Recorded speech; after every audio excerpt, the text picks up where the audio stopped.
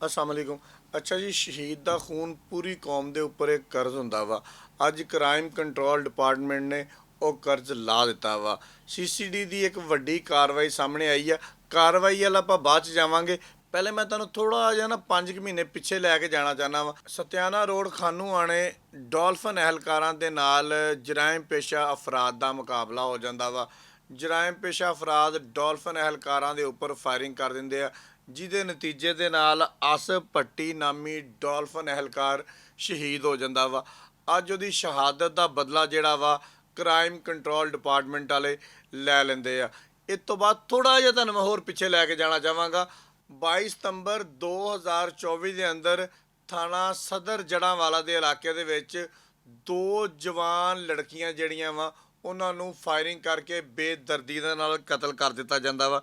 ਇੱਕ ਦੀ ਉਮਰ ਹੁੰਦੀ ਹੈ ਜੀ 18 ਸਾਲ, ਦੂਸਰੀ ਦੀ ਹੁੰਦੀ ਹੈ ਜੀ 19 ਸਾਲ।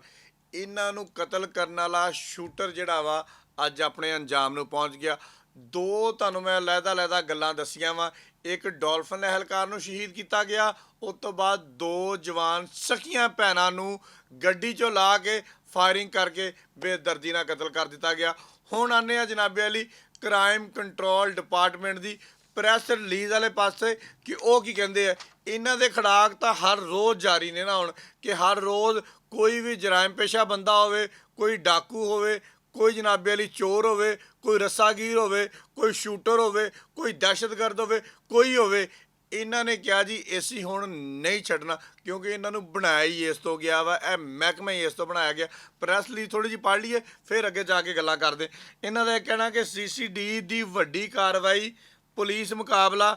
ਇਹ ਜਿਹਨੇ ਪ੍ਰੈਸ ਰਿਲੀਜ਼ ਬਣਾਈ ਹੈ ਨਾ, ਇਹਦੇ ਵਿੱਚ ਪੁਲਿਸ ਮੁਕਾਬਲਾ ਕੱਢ ਕੇ ਲਿਖਿਆ ਕਰੋ ਸੀਸੀਡੀ ਦੇ ਨਾਲ ਡਾਕੂਆਂ ਦਾ ਜਾਂ ਜਰਾਇਮ ਪੇਸ਼ਾ ਅਫਰਾਦ ਦਾ ਮੁਕਾਬਲਾ, ਤਾਂ ਕਿ ਪਤਾ ਲੱਗ ਜਾਵੇ ਪੁਲਿਸ ਮੁਕਾਬਲਾ ਹੋਰ ਆ, ਸੀਸੀਡੀ ਵਾਲੇ ਮੁਕਾਬਲੇ ਹੋਰ ਆ। ਇਸੇ ਤੋਂ ਜਨਾਬ ਮੁਕਾਬਲੇ ਇਸੇ ਗੱਲ ਦੇ ਹੁਣ ਰੱਖ ਲਿਆ ਕਿ ਪੁਲਿਸ ਕਿੰਨੇ ਮੁਕਾਬਲੇ ਕਰਦੀ ਫੈਸਲਾਬਾਦ ਦੀ, ਤੇ ਕ੍ਰਾਈਮ ਕੰਟਰੋਲ ਡਿਪਾਰਟਮੈਂਟ ਕਿੰਨੇ ਮੁਕਾਬਲੇ ਕਰਦਾ। ਖੈਰ ਜੀ, ਇੱਕ ਤੁਹਾਡੀ ਅੰਦਰ ਵਾਲੇ ਮੈਟਰ ਆ ਜਿਹੜਾ ਅਸੀਂ ਦਰੁਸਤ ਕਰਾਉਣ ਦੀ ਕੋਸ਼ਿਸ਼ ਕਰ ਰਹੇ ਹਾਂ, ਲੇਕਿਨ ਅਸਲ ਗੱਲ ਵਾਲਾ ਪਾਉਂਦੇ ਆ। ਥਾਣਾ ਸਦਰ ਦੇ ਇਲਾਕੇ 337 ਖੁੱਡੀਆਂ ਦੇ ਵਿੱਚ ਜਨਾਬੇ ਅਲੀ ਖੁਫੀਆ ਇਤਲਾਹ ਮਿਲੀ ਕਿ ਉੱਥੇ ਜਿਹੜੇ ਆ ਕੋਈ ਜਰਾਇਮ ਪੇਸ਼ਾ ਅਫਰਾਦ ਸ਼ੂਟਰ ਜਿਹੜੇ ਆ ਉਹ ਲੁਕੇ ਹੋਏ ਆ। ਅਲੀ ਇਕਰਾਮ ਗੁਰਾਇਆ ਜਿਹੜਾ ਸੀਸੀਡੀ ਮਦੀਨਾ ਡਿਵੀਜ਼ਨ ਦਾ ਇੰਚਾਰਜ ਹੈਗਾ ਵਾ, ਜਦੋਂ ਨਫਰੀ ਦੇ ਨਾਲ ਉੱਥੇ ਪਹੁੰਚਿਆ ਤੇ ਜਨਾਬੇ ਅਲੀ ਇਹਨਾਂ ਨਾਲ ਦੇਖ ਕੇ ਸਿੱਧੀ ਫਾਇਰਿੰਗ ਜਿਹੜੀ ਆ ਉਹ ਇਹਨਾਂ ਦੇ ਉੱਪਰ ਕਰ ਦਿੱਤੀ ਗਈ। ਇਹਨਾਂ ਦੇ ਨਾਲ ਮੁਕਾਬਲਾ ਸ਼ੁਰੂ ਹੋ ਗਿਆ। ਫਿਰ in charge CCD Iqbal division inspector Umar Sarfaraz Waraich ਵੀ ਆਪਣੀ ਨਫਰੀ ਦੇ ਨਾਲ ਆ ਗਿਆ। ਫਿਰ ਇਹਨਾਂ ਦੇ ਹੋਰ ਜਿਹੜੇ ਸਾਥੀ ਸੀਗੇ ਉਹ ਵੀ ਆਪਣੀ ਨਫਰੀ ਦੇ ਨਾਲ ਆ ਗਏ। ਉਹਨਾਂ ਦੇ ਨਾਲ ਅੱਧਾ ਘੰਟਾ ਫਾਇਰਿੰਗ ਦਾ ਤਬਾਦਲਾ ਜਿਹੜਾ ਨਾ ਉਹ ਜਾਰੀ ਰਿਹਾ। ਉਸ ਤੋਂ ਬਾਅਦ ਇਹਨਾਂ ਨੇ ਦੇਖਿਆ ਕਿ ਇੱਕ ਮੁਲਜ਼ਮ ਜਿਹੜਾ ਨਾ, ਜਿਹਦਾ ਨਾਮ ਆਤਫ ਆ, ਉਹ ਜਨਾਬੇ ਅਲੀ ਜ਼ਖਮੀ ਹਾਲਤ 'ਚ ਪਿਆ ਹੋਇਆ ਸੀਗਾ। ਉਹਨੂੰ ਹਸਪਤਾਲ ਮੁੰਤਕਿਲ ਕਰਨ ਦੀ ਕੋਸ਼ਿਸ਼ ਕੀਤੀ ਗਈ, ਲੇਕਿਨ ਉਹ ਜ਼ਖਮਾਂ ਦੀ ਤਾਬ ਨਾ ਲਾ ਸਕਿਆ ਤੇ ਜਾਂ ਬਹਾਕ ਹੋ ਗਿਆ।